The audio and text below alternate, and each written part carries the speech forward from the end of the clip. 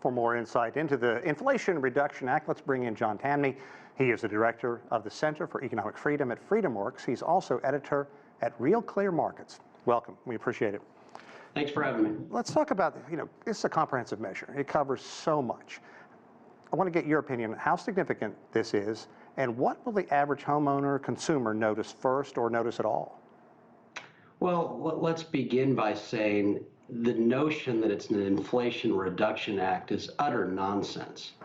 Inflation is a monetary phenomenon. So if Biden wanted to do anything about inflation, presidents get the dollar they want. He could pursue a strong, stable dollar. There's nothing about that in this act.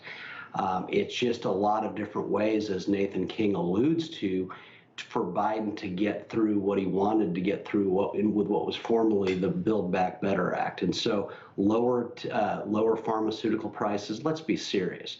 Presidents cannot decree cheaper anything. They can at best decree scarcity born of forcing prices down artificially. Trying to clean up the environment. Where have we heard this before? This is stuff that they talk about time after time that doesn't change the reality. We're part of a global economy here.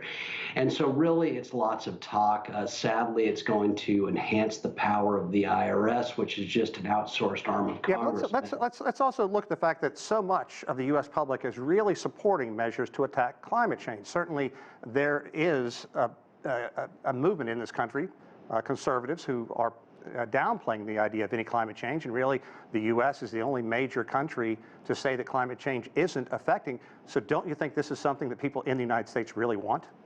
I don't think so. I don't think there's a lot of evidence in the polling data supporting that, but whether they did or not, if you believe that economic activity is the source of a warmer climate, the best thing you could ever do to combat that is to let the economy grow, because with economic growth come innovations that will lead to different ways, and maybe ways of progressing without consuming so much energy. So to pretend that you can decree a cleaner environment is the triumph of hope over experience, and it ignores the rest of the world, including China. The Chinese people will continue to consume things as they should. They were once poor, they're increasingly well-to-do. They should get to enjoy the benefits of capitalism in the way that Americans long have. Okay, let's talk about the infrastructure bill that Nathan alluded to, so-called Build Back Better. How does this differ, and do you see any positives in this? Clearly, you're of the opinion that maybe this isn't so good. No, I think it's always dangerous, and I would say this if it were a Republican promoting this just as much as I would say a Democrat. When government allocates to itself the direction of precious resources always and everywhere created in the private sector. The simple truth is that when every dollar that politicians spend or that government spends is an extra dollar of control that Nancy Pelosi and Mitch McConnell have over the economy, rather than, say, a Jeff Bezos or a Mark Zuckerberg, entrepreneurs directing money in market discipline fashion. And so I don't think this is going to be good. I think infrastructure, just like any other government spending, presumes that government knows where wealth should go. Government can't know that by definition. And clearly, there's also a great deal of criticism about this legislation as well.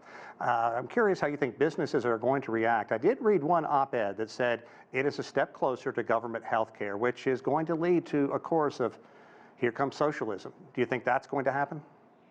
Socialism's not going to happen in the United States. I think there's I mean, just people downplaying this, saying, look, this is a step towards socialism. I apologize for not being clear on that. Well, but even there, is business reacting positively or negatively to it? I think business is largely nonchalant about this, because this was always a known. Presidents always want to get through their bill.